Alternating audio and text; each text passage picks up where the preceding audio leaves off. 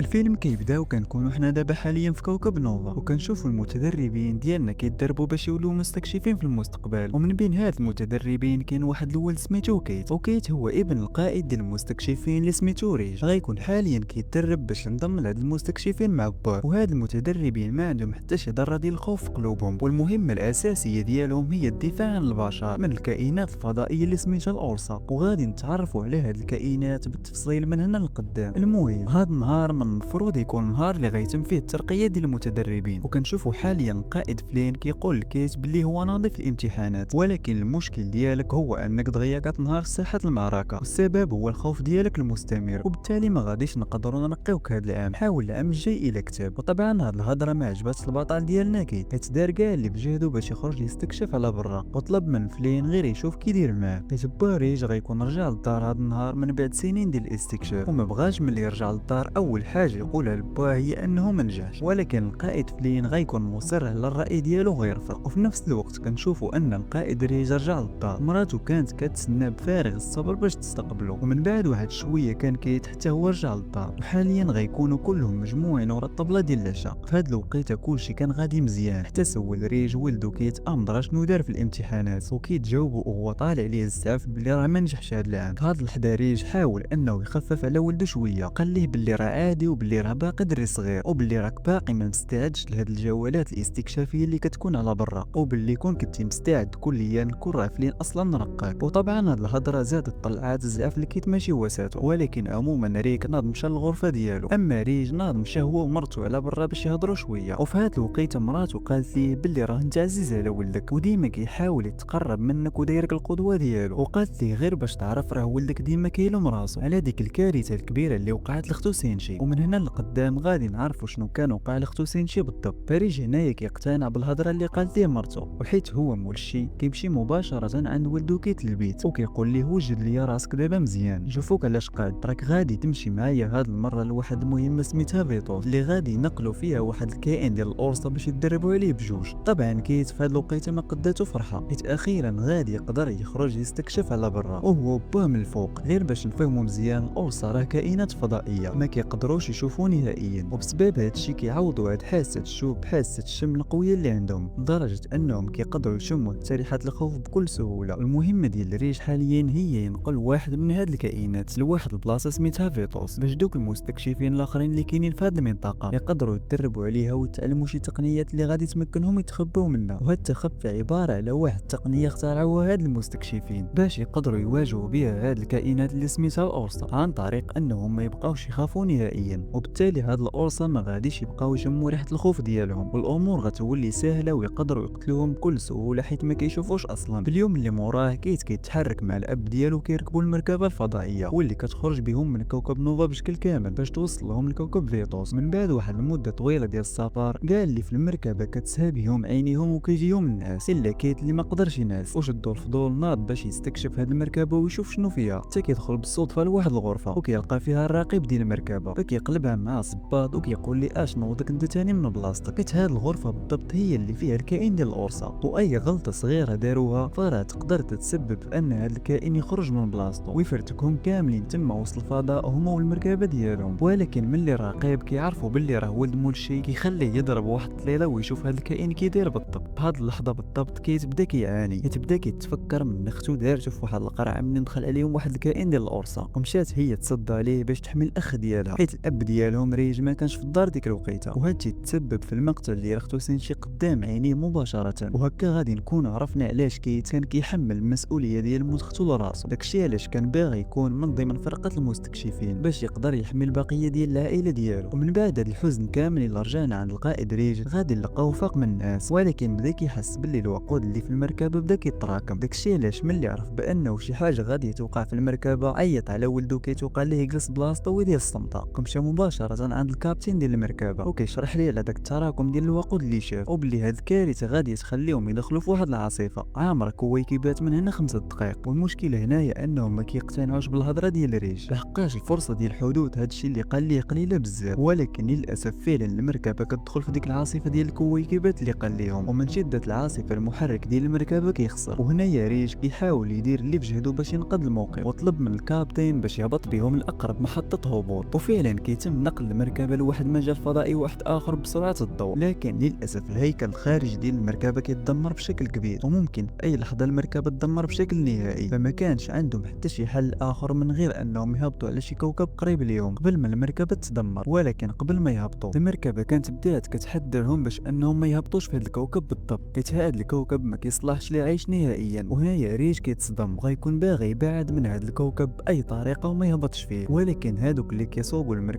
كيقولوا لي بانه مستحيل المركبه غادي تزيد تصبر، وباللي راه بزز منا خاصنا نهبطوا في هذا الكوكب. وبالتالي هنايا ريج ما عنده حتى شي حل اخر من غير انه يوافق. ومن بعد عطاهم الاذن بالهبوط، وكيرجع مباشره عند ولده كيت باش يطمئن عليه. وفي هذا الوقيته كيت ما كانش كيقدر يتنفس من كثره الرعب اللي داز عليه، فدخل الاب ديالو ريج مباشره وحاول انه يكالميه. واحد شويه وبلا حتى شي مقدمات المركبه كلها تحطمات، وريج بكثره الضغط اللي كاين في المركبه طار بعيد وسط الفضاء، وسبب المنظر المرعب كيت سخف وسط المركبه. من بعد واحد شويه كيت كيقدر يرجع الوعي ديالو، والمركبه هبطات نيت في داك الكوكب اللي كان ريج خايف منه. المهم كيت ملي فاق بدا كيقلب في المركبه ياك ما باقي شي واحد عايش وسطها. من بعد بدا كيقلب على الاب ديالو حتى كيبان طايح مغمى عليه، بقى كيت كيحضن في الاب ديالو وجلس حداه. من بعد ما داز واحد شويه ديال الوقت ريج قدر حتى هو يفيق، وريج اول حاجه سول والدو عليها هو داك القرص اللي كان في المركبه فين مشى. من بعد هنايا كيصدمو كيت وكيقول ليه باللي الغرفه اللي كان القرصه محبوس فيها فاصلات على المركبه وتحطمت كليا، وزاد قال ليه باللي راه كاع اللي في الطياره ماتوا. طبعا ريج بدا كيتاسف لهذا الوضع اللي هما فيه، وهنا يطلب من ولدو باش يمشي لغرفه القياده ويجيب داك الجي بي اس اللي غادي يقدر يعاونهم باش يخرجوا من هذا الورطه اللي هما فيها، ويقدروا انهم يصيفطوا اشاره لكوكب نوفا باش الله وعاسى يجي فريق الانقاذ ويقدر يعتقهم. وبالطبع كيبدا ينفذ الاوامر ديال بوه، ولكن المفاجاه انه كيلقى داك الجي بي اس حتى هو تحطم، وبالتالي حتى شي واحد ما غادي يقدر يعرف فين كاينين هما بالضبط. من بعد بداو كيتقبلوا هاد الورطه اللي هما فيها، وكيتبدا كيعاون باه وهز فوق واحد الباياس باش يحطو فوق الكرسي. ريج تصاب بواحد الاصابه خطيره في رجليه وما بقاش كيقدر يمشي. فعموما ريج ملي ناض وجلس فوق الكرسي ركب لولدو كيت واحد الجهاز غريب في يدو، وقال ليه باللي راه كاين واحد الجهاز واحد اخر ديال الجي بي اس محطوط في اللور ديال المركبه مع البقيه ديال الحوايج. والمشكله الكبيره هنا هو انه المؤخره ديال المركبه انفصلت على السفينه وطارت لواحد المسافه بعيده من البلاصه اللي كاينين فيها هما دابا. وهنايا ريج قال لولدو باللي راه حنا محتاجين لهذا الجهاز ديال الجي بي اس ضروري، ولا راه ما غادي تبقى لا انت ولا انا في هذه البلاصه. وكما كتشوفوا ولدي راه رجلي انا دابا مصابه حاليا، داكشي علاش غادي تحزم وترزم وتمشي تجيب منتو راسك باش تقدر تعتقنا من هذه المصيبه اللي حنا فيها دابا. وطبعا كيت حاليا شاد تقفقيفه من رجلو كيقول مع راسو اش داني انا اصلا من الاول كاع نجي لهاد البلاصه، ولكن في الاخير وافق باش يدير هاد المهمه حيتاش اصلا ما كاين حتى شي حل واحد اخر. من بعد كنشوفوا ريج كيعطي لولدو واحد البواطه فيها تقريبا شي 6 ديال الكبسولات ديال تنقيه الهواء باش يقدر يستعملهم للتنفس ملي غادي يخرج على برا. وهاد الكبسولات منين غياخذ منهم ريج وحده غادي تدي له تقريبا في المجموع ديال الكبسولات كاملين شي 20 ساعه ديال التنفس. وماشي غير هادشي وصافي، كيت قبل ما يمشي شرح ليه ريج انه غادي يبقى يتواصل معاه دائما وغيشوف كاع داكشي اللي كيشوفه هو قدامه من خلال واحد الجهاز كاين في الجيب ديالو، وباللي هذه هي الطريقه اللي غادي يقدر يوريه فين يمشي بالضبط، وكيعطيه حتى الرمح ديالو. من بعد كيبدا يصدم ولدو كيت وكيقول ليه باللي هذا الكوكب اللي هما فيه حاليا كيتعتبر من اخطر الكواكب اللي كاينه في العالم، واي حاجه كاينه فيه فراه الدور ديالها هي تقضي على اي كائن بشري حي كينزل لهنايا. الصدمه الكبيره هنايا هي ان هذا الكوكب اللي كاينين فيه هما حاليا دابا هو كوكب الارض، ولكن هذا هو المنظر ديالو حاليا من بعد ما خرجات منه البشريه وخلاته خاوي مده 1000 سنه، وبانه دابا ما بقاش صالح للحياه كما كان قبل. ومباشره كيت فاش كيخرج من المركبه كيكون شاد الخوف والتوتر. وهنا ريج كيطلب من الابن ديالو باش يحط الركبه ديالو على الارض ويهز واحد التنفس عميق باش يقدر يسترجع الحواس ديالو. العبره هنا ان كيت كيحس بالجسم ديالو ثقيل عليه، وهذا الشيء السبب ديالو ان الجاذبيه ديال الارض اتقن من الجاذبيه ديال كوكب نوفا اللي كانوا عايشين فيه. ولكن عموما كيت كينوض على رجليه وكيكمل الرحله ديالو. من بعد كيحاول يتسلق واحد الجبل غير بصعوبه حتى كيوصل للقمه ديالو. وفي نفس الوقت كان ريج كيطلق بزاف ديال الدرونز المتطوره في السماء باش يقدر يعرف كائن القرصه فين مشى بالضبط، ويعرف حتى الاجواء ديال الكوكب كيفاش دايره، واش كاينه شي كائنات حيه مازال باقا عايشه فيه. وفعلا كيت كيعرف ان درجه حراره الكوكب متقلبه بواحد الشكل اللي هو خطير وما كتبقاش مستقره وكتغير بالزربه، وهذا الشيء كيعني ان الكوكب كيولي كله ثلج بالليل من غير شي مناطق قليله اللي كتعتبر مناطق حراريه. داكشي علاش ريج كيقول لولدو يمشي لشي وحده من هاد المناطق الحراريه. من بعد ريج كيبدا يدير الفحص على رجليه بواسطه الجهاز ديال الاكستري، فكيبين ليه بانه مصاب اصابه خطيره وعنده واحد الجرح في الشرايين ديال رجليه، وبالتالي خاصو يغير المجرى ديال هاد الشريان. وبالفعل ريج كان باغي باغي يدير هاد العمليه لراسو عن طريق انه ياخذ واحد المسكن، ولكن المشكل ديال هاد المسكن هو انه كيدير واحد الاضطراب في الرؤيه، يعني ما غاديش يقدر يساعد ولدو كيت ولا يوريه الطريق، وبالتالي ما غاديش يقدر ياخذ هاد المسكن واخا كيعاني بزاف. وحاليا غادي يكون كيراقب ولدو كيت اللي بدا كيتمشى في الغابه، وفجاه كيت بداو الحوايج ديالو كيتحولوا للون الاسود وكيترعب في هاد اللحظه، حتى كيفهموا الاب ديالو باللي راه هادشي كيعني ان شي كائن تابعو من اللور. وفعلا كيت ما كيجي فين يدور راسو حتى كيبان ليه واحد القرد قدامه، وفي هاد اللحظه بالضبط كيت شدو الرعب ديال بصح، وكان ريج با كيقول ليه يبقى بلاصتو وما يدير حتى شي حركه، ولكن بسبب التوتر والرعب اللي كان كيت كيحس بيه في ديك الوقيته ما كيسمعش الهضره ديال الاب ديالو، كيهز واحد الحجر كيضرب بيه داك القرد، وهادشي كيخلي طاشمه ديال القرود الاخرين يتجمعوا على كيت. من بعد بداو كيجروا كاملين وراه، وكيت ما كانش عارف كيفاش يدير حتى يهرب منهم، حتى كيقول ليه با باللي راه كاين واحد النهر قريب قدامه. ومباشره كيت كيبدا يجري عافط بالزربه لذاك النهر، وملي كيوصل ليه كيتلونصا فيه مباشره، وفي الاخير كيقدر يوصل للجهه الاخرى. من بعد هادشي كامل اللي طرا ريج كيلاحظ ان ولدو تصاب بواحد العدوى ملي كانت تلاح داك النهار. هنا يطلب من ولدو باش يشرح ليه الوضع ديالو بالضبط. فملي بدا كيت كيقلب راسو لقى واحد الطفيلي لاصق ليه في يديه، وللاسف كيت ما كيجي فين يحيدو من يديه حتى كتكون ديك العدوى انتقلت للدم ديالو، ما بقاش كيقدر يتنفس ولا يشوف شي حاجه قدامه. ومباشره ريج كيطلب منه يجبد الحقيبه ديال الاسعافات الاوليه وياخذ الحقنه ديال مضاد السموم. وفي هاد الوقيته بالضبط كيت بدا غير كيغوت وكيعيط على با باش يجي يعاونو، حيت ما بقاش كيشوف حتى شي حاجه قدامه. طبعا ريج في هاد اللحظه كان خايف بزاف على ولده، وشرح ليه شنو يدير بسرعه باش يعتق راسو قبل ما يفوت الفوت، وقال لي انه خاصو يدق ديك الحقنه في الجهه ديال القلب ديالو، وهادشي النيت اللي كان كيت كيحاول يديرو. المشكله هنا انه فاش كيجي الدور ديال الحقن الثانيه باش يديرها كيفقد السيطره والاحساس على يديه نهائيا. وفي هاد الحاله ريج كيطلب من ولده انه ينعس على الارض باش الحقنه تخشى غير بوحدها بلا ما يستعمل يديه. فمباشره كيدير داكشي اللي قال ليه با وكيطيح كاو في الارض. من بعد شي 6 سوايع كيت كيقدر يفيق ويرجع الوعي ديالو، وبالتالي كينوض من بلاصتو بالزربه باش يكمل الطريق ديالو ويوصل للمنطقه الحراريه قبل ما يطيح عليه الظلام ويموت بالبرد. وفي نفس هاد الوقيته الى رجعنا للمركبه غادي نلقاو ريج دار جرح في رجليه باش يزرع واحد الشريان صناعي، ومن كثره الالم اللي كان كيحس بيه